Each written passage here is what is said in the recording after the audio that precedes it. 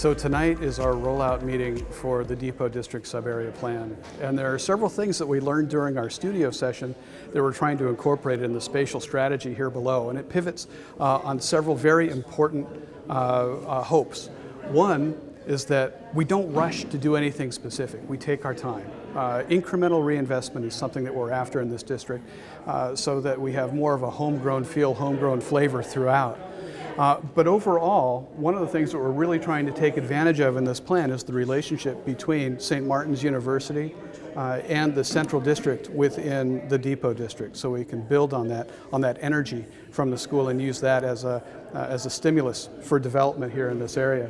Another thing that we're trying to do is we're trying to make sure that we're creating the type of variety of use and access around the proposed museum and depot site that the City of Lacey is taking the initiative on. And then another component is to make sure that we're treating the intersection of Carpenter and Pacific in such a way that we're able to take advantage of what we imagine will be increased level of pedestrian traffic as people for housing development on this corner are going to find their way here to the senior center and the community center and also into the museum area and then to the university district and the district center. So tonight we'll have a presentation. We have worksheets available that people will go through and give us some more feedback to make sure that as we're fine-tuning our recommended strategies, they're really on target and ready for delivery to the Planning Commission and the City Council in early summer. Thank you very much for coming to tonight's open house. No, it's okay. It's an open house. We're supposed to wander around and look at stuff and talk to each other. This is great. So the intent of the presentation tonight is to update you on where we are with the process and introduce you to some of the recommendations that are coming out of it so far. And we're looking to finalize the plan here over the next month or so, and we need your help on where to go. And so again, I'll update you a little bit on the process and how we got to where we are. I'll talk about some of the recommendations at a high level, but I'm hoping that you can take some time to look at some of the exhibits here and to give us some feedback on those worksheets that we have. Does everybody here have a worksheet? Yes? If you don't have a worksheet, raise your hand and we'll get one to you. Okay. So the city hired us to work on the Depot District Sub-Area Plan. Okay, so a sub-area plan is something, and the city already has a couple of these things in place, but a sub-area plan is something that is supposed to look at the comprehensive plan, which is a larger, high-level look at the community's goals and objectives, and tailor those to fit a specific part of the community that has an identity that's unique or is somehow different from other parts of town. And so our sub-area plan is something that is for the Depot District, and it is this area here. I'm sure many of you are just intimately familiar with it, the couplet corridor of Pacific Avenue and Lacey Boulevard, essentially between the roundabouts, but then extending a little bit further to the east to Carpenter. So that's the Depot District, and the boundary of that district was delineated in the comprehensive plan. So that's the purpose of the sub-area plan. So Studio Cascade is my company, but we're also part of a larger team working on this project. So we have some landscape architects and urban designers involved in this. We have transportation planners. We've got civil engineers. We have an economist also involved in this because we wanted to make sure that whatever came out of this plan for recommendations was really well vetted across these various disciplines and that it's also practical. You know, our directive here from the city in this process was to come up essentially with a punch list of things to do over the next 5 to 10 years. So we needed to make sure that punch list was really achievable. I don't know about you, but I write lists for myself every weekend, and I'm a master of putting down on the list things I just can't physically do. But so this is an exercise where we needed to make sure that whatever we put on that list is something that really is achievable. So the comprehensive plan's policies for the Depot District are really the shoulders upon which we're standing here. And even though they're not terribly specific, they are directive. And I think one of the most significant policies in the comprehensive plan is that the Depot District will continue to evolve and become more urban in character. So the comprehensive plan is envisioning the depot district as having a little bit more housing, a little bit more retail, a little bit more dining opportunities, closer relationships with the institutions that are around it and in it, really become a knitting component in the community's increasingly urban fabric. So that's the expectation and the hope for the depot district. So that's fine. But that doesn't necessarily tell us what it is that we need to recommend the city do as a next step. When we were in the community for a week in February, and I see many familiar faces tonight, so it's great to see you again. Thank you for coming back out. We said, okay, we've got a couple of different ways that we can look at the future of the depot district, and we want to make sure that before we go any further, we're heading in the direction that you as the community would really like to go. And so we came up with 3 different scenarios, just play around with different windows into the future for the district. The first one we called Hometown Depot District, where we were trying to find ways that we could create a district where you could live, you could work, you can shop, you can go to school, you can do virtually everything that you want or need to do in the district, that you could spend your entire day there, your entire week there, and feel fulfilled. You know, it is a hometown place, and part of that was also making sure that the district layout was, for lack of a better term, permeable enough so that people in the neighborhoods to the south can transit through the district and make it up to the library and to City Hall and to St. Martin's University and all the other uses to the north easily. So it's really a hometown kind of a district. Okay, so that was our first scenario that we wanted to explore. The second scenario we call Destination Depot District. And of the 3, this is the one that seems to be closest to what we have today. This is a scenario that emphasizes mobility. How do we get people to this district, whether they're coming for a sporting event or some other kind of a cultural event or a community event, and how do we get them through the district if they're going to Olympia downtown, for instance, and they're using it as a commuter corridor, or if they're on the Woodland Trail and they're transiting through the district that way. So this is a scenario that prioritizes investment in mobility, making it easy to get around. So things like not only making sure the traffic flow continues smoothly, but also do things like institute an enhanced wayfinding program so people can efficiently move from one place to another.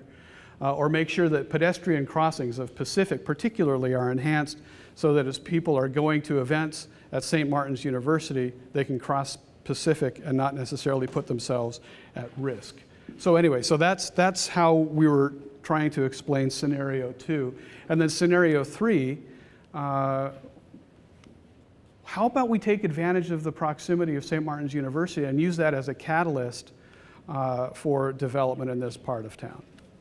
And so what we were looking at is really creating more of a university vibe near the school and having that really be the core of where we see change in the district.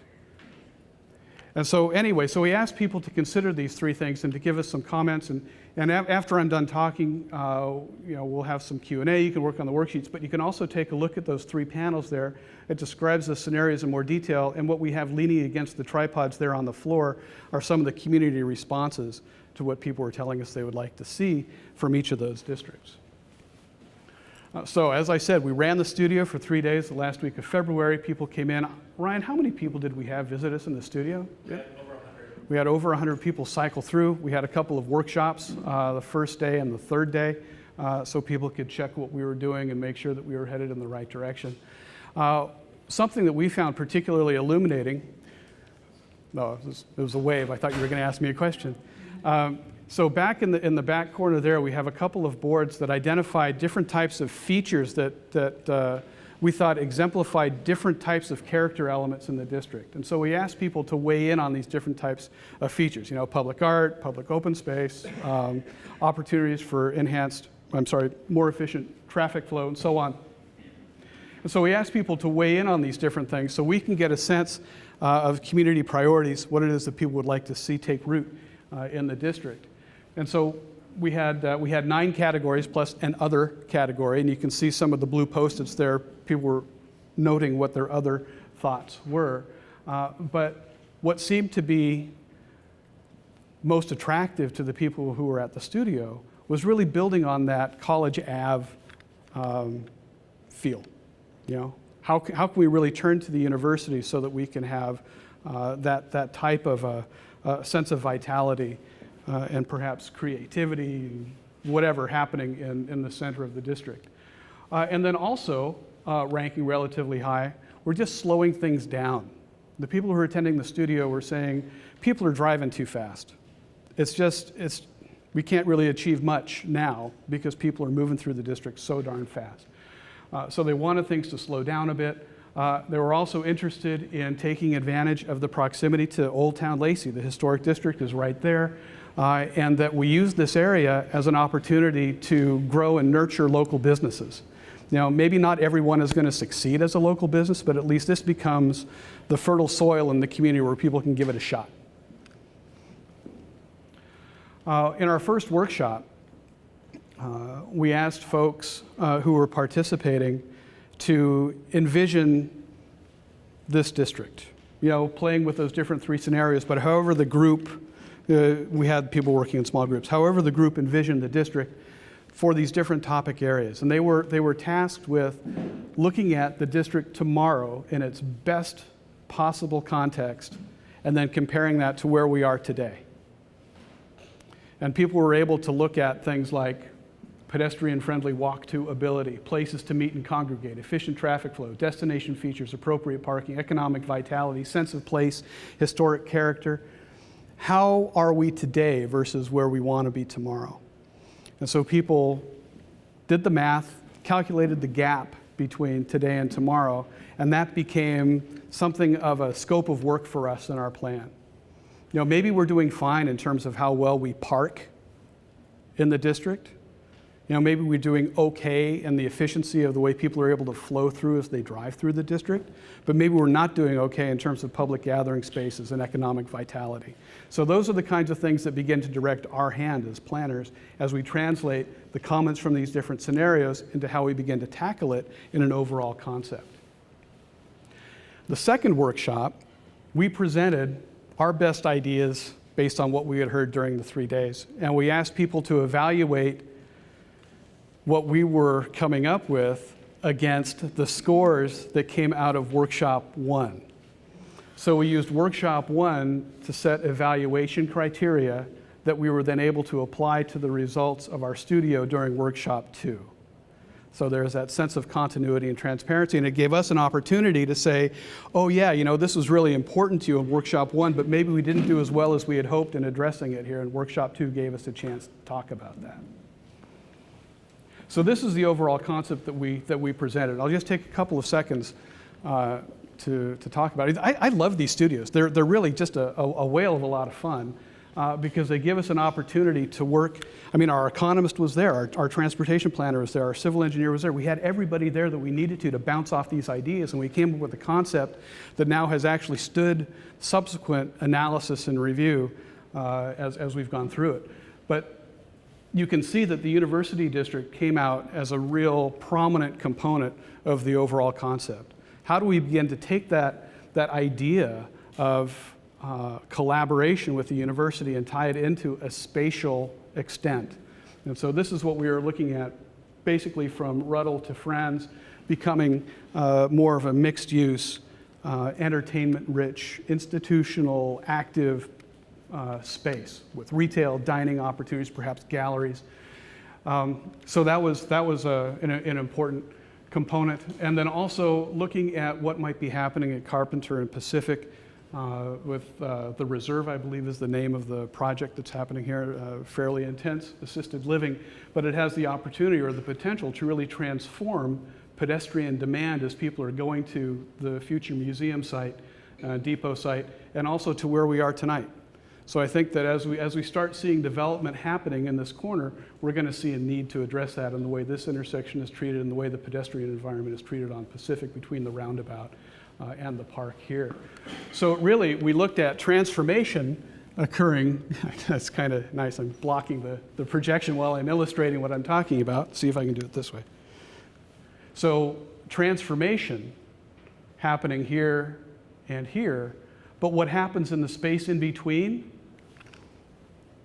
Just don't rush. Let it happen in increments. as people are looking to maybe reinvest in their business or do something else. Let that set its own pace. It's not a blank canvas. There's a lot of development already out there. This is something called a figure ground diagram, and it shows the footprints of buildings in the space. So you can see there is a lot of existing investment already on the site. So whatever it is that we come up with, it has to make sure that it fits an incremental evolution of what's invested. This is not a plan to push people out. This is a plan to empower people to do more. So we have to be sensitive to what's on the ground today. By the same token, we also have to be sensitive to what opportunities are out there. And this is almost the reciprocal image. These are the areas that are now devoted either to parking or to just vacant lots. So this becomes the field of play in where early investment may actually have an opportunity to occur. Okay, so a little bit about the transformative thinking here in this. University district. I don't know if that's the name that's going to last, but it's an expression of the concept anyway. What does that mean? Well, it means a couple of different things. It means that the city and the university now have an objective that's collective. They can work together to achieve something. And so that opens the door to more formality in the relationship between the city, the Abbey, and the university. How do we shape that and make that happen? It's something that can begin relatively soon in the shape of a memorandum of understanding, and it can evolve down the road into things like collaborative investment in different initiatives. Invitation. An active invitation for the university to say, hey, enjoy our campus. Come to our theater. Come worship with us. Spend time here on our grounds with us. So there's this transparency and there's a sense of accessibility into the school. Some of that is part of the physical plant. Some of it is also part of the more political plant. How do we get that in place? And then the reciprocal of that, how can we make sure that university activities are welcomed on non-university grounds? How can we begin to use university energies to help transform and inform what's happening in this core area of the district? And then another component is celebration. There are things going on. 75th anniversary of the university is pretty much right around the corner. Are there things that we can do together to really make that, just a bang up, wonderful thing? One example. There are other opportunities too down the road that we'll uncover as we continue to work together, where we have cause for mutual celebration, mutual recognition, and making things happen. So Franz, we're calling the Franz Promenade. Wonderful visual at the end of Franz as you're looking up to Old Main from Pacific. But from an urban designer's perspective, it's a gem that has not yet been fully recognized. And so are there things that we can do to help the university as it continues its cycle of reinvestment, and the city as it begins to stimulate and inform its own reinvestment and the investments of the properties around it, to actually celebrate that view of Old Main even more and begin to find ways to soften that transition between city and university. The Pacific Avenue corridor is a big barrier at this point. You may have a wonderful visual connection, but Pacific Avenue is not a friendly place. And so one of the things that even though you have the Woodland Trail, it's really nice if you're going east-west, but if you're going north-south, it's tough. And so what we're trying to find is how can we redefine Pacific Avenue, at least in this stretch between Ruddle and Franz, as more of a pedestrian safe zone. How can we get people to drive a little bit more slowly so that you can just intuitively and seamlessly, but still safely, cross from one side of Pacific to the other? Now, whether it's something like Lacey's springtime events, which, third weekend of May? Is that? Yeah, it was last weekend. So, I mean, this is something with just a lot of activity, a lot of people, and a lot of pedestrian to and fro across Pacific Avenue. So that's something that our plan is making recommendations to address. How can we not pedestrianize Pacific, but still make Pacific a more welcoming place for folks who are doing something other than just driving a vehicle? And it has implications not only for the way that crossings are treated on Pacific, but also on opportunities for treating the edge of the Woodland Trail at this point too. This might be an unrecognized development opportunity along the southern edge of the trail. So people could have opportunities for outdoor facing uses that would be able to really take advantage of the regional nature of the trail and be an excellent complement to what's happening on the university grounds to the north. Okay, another component, we wanted to find ways to slow traffic on both Pacific and Lacey. One of our initial concepts was to go ahead and convert it back to a two-way system of streets rather than a couplet of one-way streets. But the regional traffic demands can't really justify that right now, especially with the network that we have, even outside of this planning area. You know, it's nothing that we really have the opportunity to deal with now. But if we wanted to have Lacey thrive as that kind of a hometown retail, dining, services district that people seem to want, we really need to slow the traffic down on Lacey so that people can walk on the street and not shy away from the vans that are running 2 feet from the curb edge. You know, so we're trying to figure out how we can make Lacey a more humane place. So the best way to control speed is to make drivers who are going fast feel a little bit uncomfortable. So you do that, one of the first things you do as a transportation designer, urban designer, is to narrow the travel lanes. You know, take it down from 13 feet to 11 feet and people will start going more slowly. There are also things you can do with landscaping on the side. You know, nothing that impedes the flow, you know, but it begins to offer visual cues to the drivers that they better slow down. So we're trying to find ways that we can work with the city to look at street design standards so that the lanes on Lacey Avenue narrow, that you still have some kind of bicycle accommodation on the street, whether a dedicated lane or a share something, and that it's landscaped in such a way that it just slows people down. If we can take people down from 40, 45 miles an hour to 20, 25 miles an hour, that's a huge difference. Pedestrian safety skyrockets, developability of that street front edge really goes up, and you don't lose that much time. This is the fascinating thing. You don't lose that much time in terms of transport efficiency. Maybe it takes you 20 seconds longer to go the length of the corridor. And if you're timing your signals to coincide with that, it works pretty well. So anyway, so what does that look like? This is Lacey Boulevard now.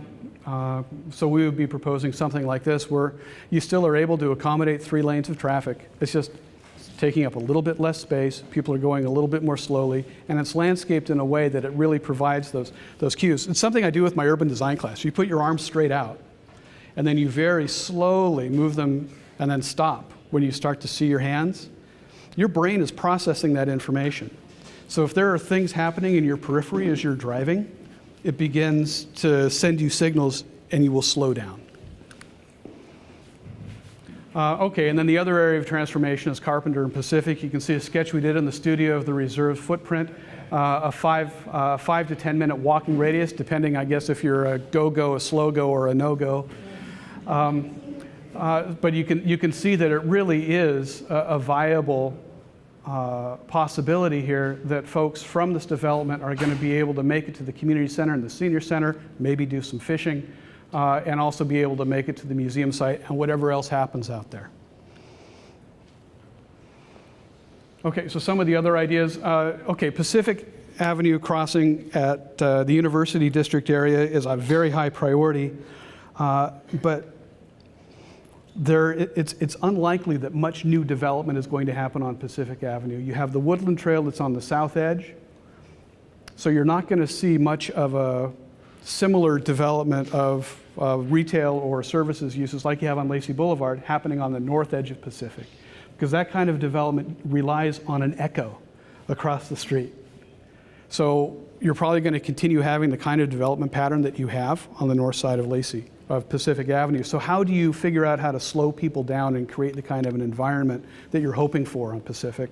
And so we're suggesting more of a landscape corridor. And if you take a look at what St. Martin's University has done on the north side of Pacific Avenue and what the city is beginning to do where it's done improvements along the Woodland Trail, you can see that it's starting to happen. So we're just saying let's go ahead and maybe accelerate that a little bit so you have a sense of enclosure on that street and it helps to slow people down. We're also hoping to be able to have dedicated transit service on Pacific so that we have far more travel lane width available to us than we need for that eastern or that western flow. So let's take one of those lanes and make it a dedicated bus lane. It could go east and west, or it could just go east. Don't know yet how that would work, but still we have the capacity to make Pacific Avenue a transit corridor. And if we're looking at the kind of university district vibe that we're hoping for with St. Martin's University and with the University District, it makes good sense to have that facility there and have transit immediately available to people who are coming here for university events or coming here to enjoy the new depot district profiles.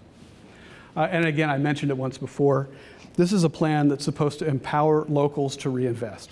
And so we're trying to find ways that we're not moving too fast in a comprehensive fashion that we have to force or really have an interest in massive reinvestment, massive redevelopment. This is something where we're really trying to just turn the soil so that if people want to reinvest, they have the opportunity to do it and have a chance to flourish as a result.